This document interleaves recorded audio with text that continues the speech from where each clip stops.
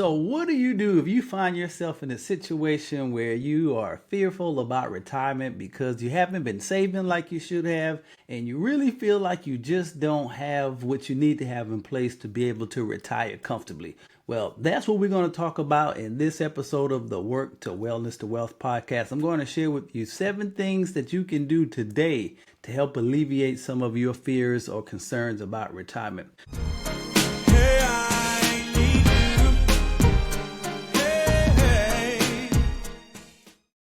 Let me start with my financial disclaimer.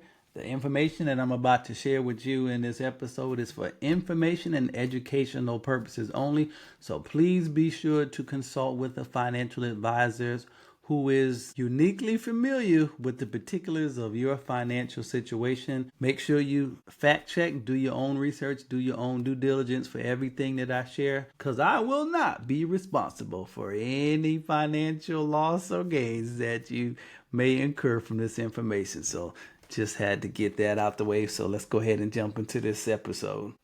What's going on, y'all? Jarod Anderson here, and welcome to another episode of the Work to Wellness to Wealth podcast, where I share tips and strategies with educators and working professionals to help them protect and maintain their mental, emotional, and financial health. So I am a school social worker and I'm a financial social work coach. And I help to kind of combine the two worlds of finances and mental health so you can live a more holistic and well balanced life. So let's jump into this. So you find yourself in a place that you just don't think that you're on track for retirement. So here are 7 things that you can do beginning today. Number 1, first thing that you need to do is you need to know your numbers. Specifically, you need to know what your retirement number is. And exactly what is your retirement number? Basically, you want to look at your current expenses. You need to ask yourself, what are you going to need monthly in retirement to cover both essentials and lifestyle goals? Look at how you're living now, and it's going to require you to just kind of use some imaginative thinking and start to vision what you want your life to be like in retirement. And you're going to need to put some numbers around that. And I know that can be difficult because a lot of times we don't really think, it's hard for us to think concretely about what we want our future to look like. But it's so important for you to kind of think about if you had, let's just go with the magic genie lamp, and you had a wish to have whatever amount of money that you wanted to have in retirement, what would that money be? So now that's ideal, but let's bring it to more of a realistic place. What are your current expenses? Because they may not be your expenses when you retire, because we're going to pay down some debts. We're going to talk about that, and we're going to do some other things. But based on what you are spending monthly and based on what you think you may want to do in retirement, I want you to come up with a ballpark figure of how much you think you would need to retire. Now, one quick way to do this is to calculate what they call your financial freedom number. So basically, you take your monthly expenses and you multiply that times 12. So let's just say if your monthly expenses was $10,000 and you multiply that times 12, that would be $120,000. And so then you take that number and you multiply it by 25. For those of y'all who are good at math, multiply that out for me. What's 120,000 times 25? That's essentially your financial freedom number. Now look, I know that may seem like a really large number, and you may think like, how in the world am I going to get? It could be $3 million. Mine was $3.2 million. Look, we're not worried about the how right now. We just need to get a benchmark of the ideal retirement. If I had my way, this is how much I would like to retire with. And when I say that, I mean that's going to be the number that you have invested where you're getting a regular return, ideally 7 to 10% on that money, where you could draw down 4%. They call it the 4% rule. So basically, you would take 4% of that to live off of each year. So I know that's a little bit technical. Just work with me here now, y'all. Work with me. Oh, what is your number. Figure out your number. So I want you to take some time. I want you to calculate your current expenses. I want you to calculate your debt. And I want you to calculate how much money you would like to have in the bank, invested in the market or whatever when you retire. All right, so that's step number one. Number two, you have to start saving consistently. And so a lot of times, and this was the case with me, I wasn't consistent with my savings. I wasn't automatic with my savings. What I found myself doing, when I got paid, I would think about, okay, I want to go and take a trip this month, and I want this much to be able to go and hang out. And whatever I had left, I said, okay, I'll put whatever is left in my retirement account. No. You can't do that. You're going to need to automate your savings, and you're going to need to make sure that it's consistent. That's why they say to automate it. And that's where I went wrong at. I didn't automate it. I would just kind of, let's see. I think I'll save $200 this month. And that's what I actually ended up saving from month to month for a large part of my working career, just $200. And it seemed like it was significant at the time, but when I mentioned what percentage of that was that of my total take-home pay, it was really, I'm ashamed to say, it was really a little small amount. And I don't know what I was doing with the rest of that money, but no judgment. And I want you to make sure that you understand that, listen, what's past is past. We can only work with the present, and we can make plans for where we want to go in the future. So regardless of what you did up to this point, we are starting at ground zero from here, and we're making a plan to move forward. So don't get yourself in any condemnation and guilt and shame and I should have done better. Listen, it is what it is. We can't go back and change it. So let's work with what we have right now in the present and take plans to move strategically forward. So step number two is you got to start saving consistently. Now, how much should you be saving? Ideal world, if you could start off with anywhere from 20 to 25%, that would be great. But I know a lot of you may not be in a position to do that. So you just have to start with where you are and do what you can. And then let's just consistently over the course of time, try to incrementally increase that amount as you go along. But the important thing is to save today and to start saving consistently. Number three is to maximize your employer benefits. So if you have a 401k, oh my gosh, and they match, please take full advantage of that. I mean, that's essentially free money, and that's why they tell you to max out or contribute as much as you can to your retirement and to your employee benefit accounts, especially if they're matching. Now, for most of you who are in education, they're not gonna. They don't match 403Bs. That's just more so in the business sector. So, but the other advantage is that it's still tax free. So if you put that money in now, it's not going to get taxed. Now, one thing that I decided to do, I said, go ahead and tax me now so I'll know exactly what I have when I retired. So I actually transferred, when I left my job, I transferred all of my money from my B and I put it in a Roth IRA. And so that way you pay the taxes up front. And so when I'm ready to pull that money in retirement, I know exactly what it's going to be. And I don't have to worry about the tax liability. Thought process was, you don't know what tax is going to be when you retire. So I would rather take the hit now when I know what it's going to be than be shocked further on down the road. All right. So that's number three. You got to maximize your employee benefit. Number four, reduce and eliminate debt. Now, this could have been probably the first step. So one of the first things that I decided to do when I realized how little I was saving and I wanted to increase what I was saving, I realized that a lot of my money was going to pay off debt.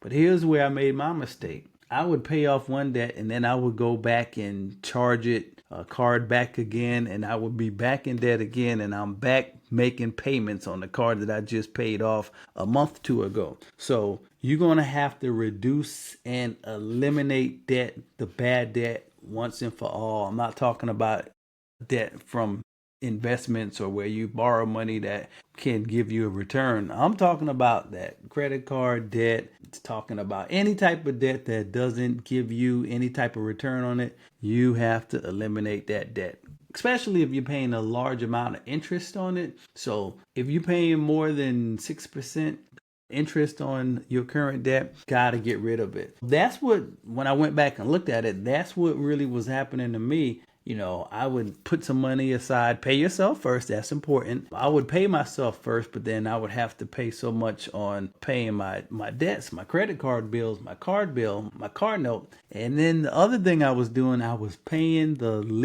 minimum payment. And that's probably one of the worst things that you can do, because really you're not really attacking the principal. You're paying more on the interest. So you gotta get that debt paid off, and you gotta make sure that you're paying a little bit more than the minimum amount, because I think they have to tell you now, if you just pay the minimum amount, I think they have to show you exactly how long it's going to take you to pay that off. And it's crazy, man. Like, they have it set up, if you just pay the minimum amount, you're going to be paying on that joker for a long time. So be aggressive with it. Sometimes you may have to reallocate some funds from some other places to just focus on that debt. Hey, get intense, get aggressive with it. That's what I decided to do. So I said, you know what? I'm going to cut out going out. I'm going to cut out some of my extravagances, and I'm going to focus on getting this debt paid off. And once I really got focused and locked in on it, and I started doing my prayers and I did my confessions, I was almost shocked at how quickly I was able to pay that debt off. I think I got it paid off in about 2 years. So you'll be surprised at how quickly things can change when you really get focused and you start putting your intention on one particular goal. So that's step number 4 or 5. You gotta reduce and eliminate that debt. So carrying debt in retirement is like hiking uphill with a backpack full of bricks. So be aggressive with paying down that debt. Okay. Number 5, and this goes hand in hand with paying off the debt, you have to build an emergency fund. And like I said, I know these are simple things, but it's not enough to do it, because that's not going to help you in retirement if you knew to do all of this stuff, but you didn't do it. But you have to build up an emergency fund. And one of the things that I realized is that the reason why I kept getting back in debt is because when those unexpected things happen, like, the tire blew out unexpectedly, or my air condition went out, and I had to pay like $1,000, $2,000, $3,000 at one time because I didn't have any reserves built up. Guess what I did? I had to put it on the credit card. And guess what? Now I'm right back into paying those high interest rates on the credit card because it's too much for me to pay off the whole credit card. So what you have to do is, while you're working on paying off that debt, you have to be building up an emergency fund as well. And why is that important? I call mine emergency fund my stabilization account, or my stabilization fund. What it does is it helps to keep me stable when things happen that can potentially throw me off. So case in point, a few months ago, I was getting ready to go on a trip. And right before I got ready to go, my tire blew out. Well, when I carried my car to the shop a few weeks earlier, the guy, the mechanic, told me that, you're going to probably need to change all of these tires, but you can still ride on it for maybe another 2,000 miles. Well, that 2,000 miles ended up being about 500 miles for me, and one tire blew out. But guess what? I knew that all tires were going to need to be changed, so I didn't want to take the chance of another one blowing out on me, and now I'm on the road traveling, and now I'm in a situation. But the difference this time was I had an emergency fund built up. So I was able to pay, I think those tires cost like $1,000 or something like that. But I was able to pay it all cash because I had that fund set away in my emergency account, or my stabilization account. Whereas before, 5 years prior, if something like that would have happened to me, guess what your boy would have had to do? I would have to put that on a credit card, and then I was going to be paying that credit card bill over the next year or so. And by the time I finished paying the interest and making a little bit over the minimum payments, I would probably end up paying almost twice of what I ended up borrowing in the first place. So that's why you have to make sure that you are aggressively taking care of that debt, number one, aggressively, number two, making sure you're putting your money into an emergency or stabilization fund or an account. So ideally, you want to have 3 to 6 months of living expenses set aside to prevent you from having to dip into your retirement account. And that was another thing. A lot of times people, when emergencies come up, they have to dip into their retirement account. And that's the reason why sometimes you don't have as much in there as you should, because when those unexpected things come up and you don't have an emergency reserve or a stabilization account, you have to dig into your retirement account. And I've done that too. I know there have been situations where I had to take almost $5,000 out of my retirement account. So one thing about your retirement account, when you put money in there, you are not going to touch that money for any reason at all. But here's the clincher. If you don't have any reserves anyplace else, you're not going to have a choice unless you put it on a credit card. So that's why you see how all of these things work together. It's not just you not having enough for retirement. It's not having these other things in place. So when things start to pop off unexpectedly, you having to dip into the wrong cookie jar. That's your retirement cookie jar. We're not touching that. All right. So you kind of see how all of this is coming together. All right. Let's go on to number 6. We got 2 more. This is a very important one. And this is one that I think is probably one of the most important. But number 6, you have to protect your health and your insurance needs. Let me say that again. You have to protect your health and your insurance needs. So how do you do that? You got to make sure that you start implementing practices that's going to lead to a healthy lifestyle. You're going to have to make sure that you're doing things to take care of your body, your mind, your spirit. So that's why I call this the Work to Wellness to Wealth podcast, because you have to start looking at life from a holistic perspective. So protecting your health is going to require finances. So you're going to need to be financially healthy. So all of the things that I've been talking about, they contribute to financial health. Not being in a whole lot of debt, that's a part of your financial health. Not having an emergency reserve, that's going to contribute to your financial health. And guess what? That's going to spill over to your mental emotional health. Because I guarantee you, when I was able to pay that tire bill cash, man, I felt real good. My mental health was solid because I didn't have to stress about, oh my gosh, where am I going to get this money from? Oh my gosh, I'm going to have to put this money on a credit card, and my credit card is already almost maxed out. So you see how all of these areas combine.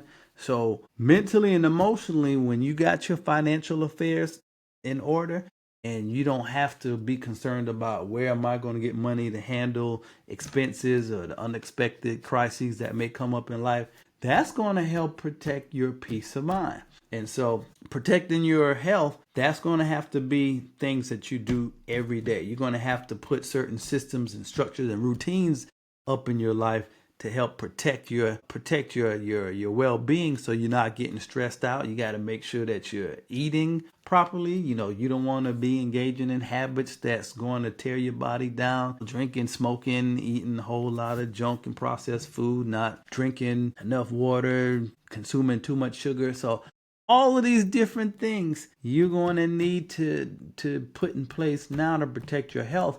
Well, what does this have to do with retirement? Well, guess what?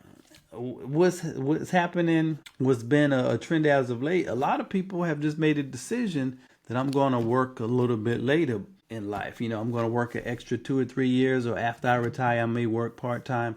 Well, guess what? If you have the health and you're able to do that, you're going to be in a much better place than the person who has to retire because of their level of health. So even with life insurance, it's going to be easier for you to be insured if your health is better. So that's why you don't want to do things like a whole bunch of smoking and drinking. Anything that's going to take away from your health and overall well-being is a liability. So you want to invest in your health. You want to protect your health. You want to curate an environment that it promotes your peace, your mental and your emotional peace, and you want to eliminate things or remove things from your environment that's going to impact you in a negative way or be a detriment to your health and overall well-being.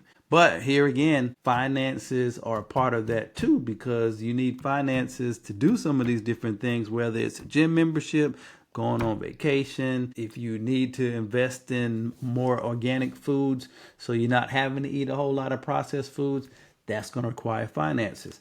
So all of these things work together. Your mental, your emotional, your financial, your social well-being, all of these things have to be working in unison. And so another part of protecting your health is having proper insurance. So protect your health and your insurance needs.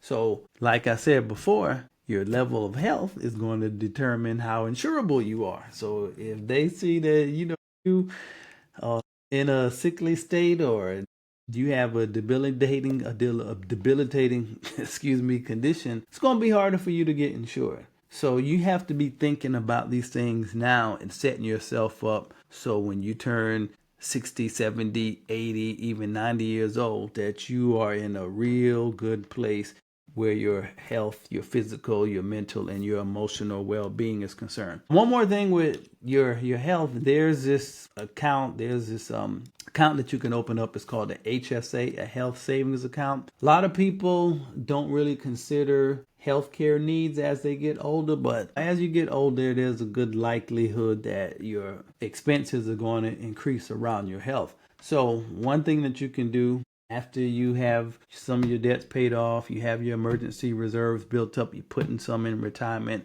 you can open up this health savings account. It's called the HSA. Go look it up, and it will allow you to put money into an account tax free, and you can invest it so it will grow tax free. And when you have to take it out for a qualified medical expense, you can take it out tax free. So that's going to be a triple tax saving. So you put it in tax free.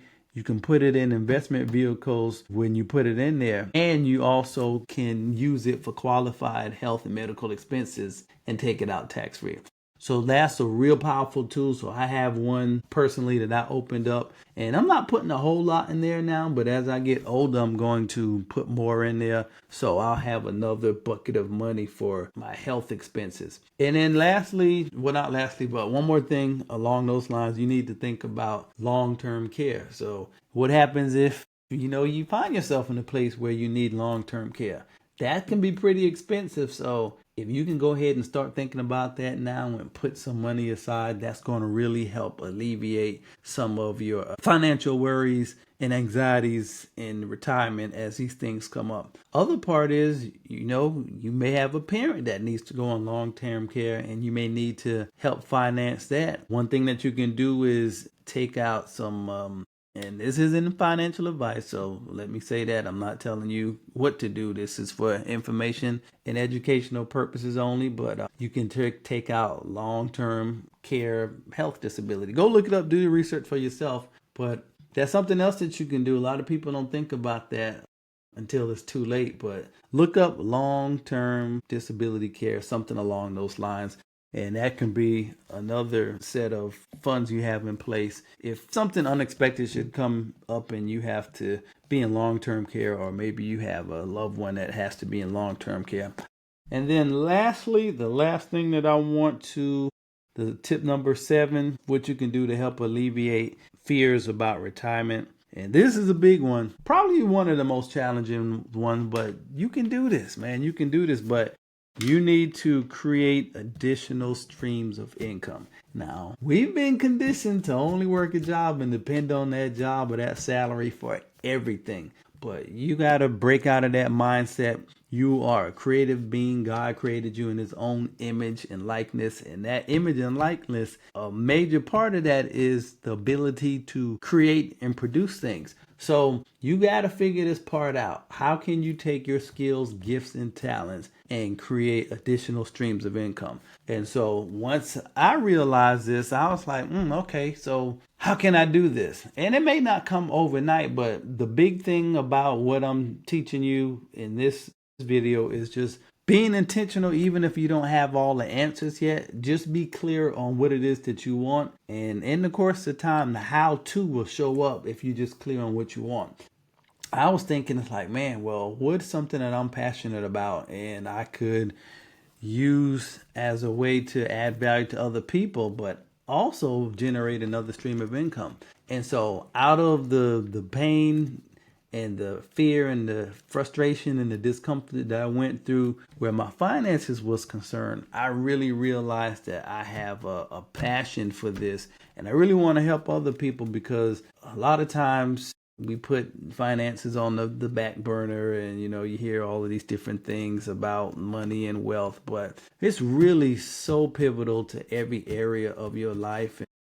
Sometimes people be like, well, I don't want to just be all about the money. But listen, the money is important. You don't have to be all about the money, but get your money. I mean, get to the place where money doesn't have to be a worry or a consideration for you anymore. When you get to that place, then cool. If you want to cut it off there, then you can cut it off there. But my thought is, why not do what you can to get as much as you can? Like, I heard someone say, if you ask someone, how healthy do you want to be? Like, is there such a thing as being too healthy? Of course they would say, no, I want to be as healthy as possible. But when it comes to money and wealth, like, well, no, I don't want to be greedy. I don't want to have too much wealth. But why not? Just be as wealthy as you are healthy. Like, maximize both of those as much as you can. So going back to point number 7, you want to figure out how to use your skills, gifts, and talents to create additional streams of income. Now, I'll be honest with you. When I was between jobs, I had to get out there, and I did DoorDash and Uber and Grubhub and what's that one, the Publix, Instacart. Had to do all of those things. Had to do what I had to do just to keep the money flowing. So it may take some time to figure out that part, but in the meantime, do what you need to do. Figure it out. But imagine if you start working to figure it out now, and it takes you 3 years to figure it out. But then after 3 years, it pops, and now you figure something out, and you have another stream of income coming in consistently. Versus you saying, well, 3 years takes too long, and what if it doesn't work, and I might fail, and people might reject me, and what if they say no? And whether you do anything or not, that 3 years is going to pass regardless. So why not just put in the work? If it takes 3 years, if it takes 5 years, cool. But guess what? Once you figure that thing out, that's another stream that's going to be perpetually flowing in your life. And these additional streams is going to make all these other steps that I talk about. You're going to be able to expedite how quickly you're able to pay off your debt, build up your emergency reserves, open up your HSA, all of these different things. Investing, all these different things is going to be expedited when you figure out how to generate those additional streams of income.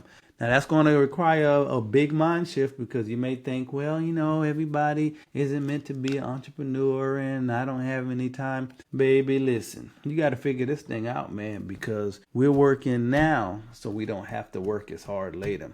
All right, so I hope you all got some value out of this video. So please like and subscribe to the channel. And if you need some help getting your financial affairs in order from the inside out, like I said, I am a financial social work coach, so I deal with the mental, the emotional, and the financial aspects. Please reach out to me. You can schedule a free one-on-one consultation with me. Go to my website at JarodAnderson.com and get that scheduled, and let's come up with a plan to secure your financial future. All right, appreciate you tuning in, and be sure to like and subscribe to my YouTube channel, and I'll talk to you later.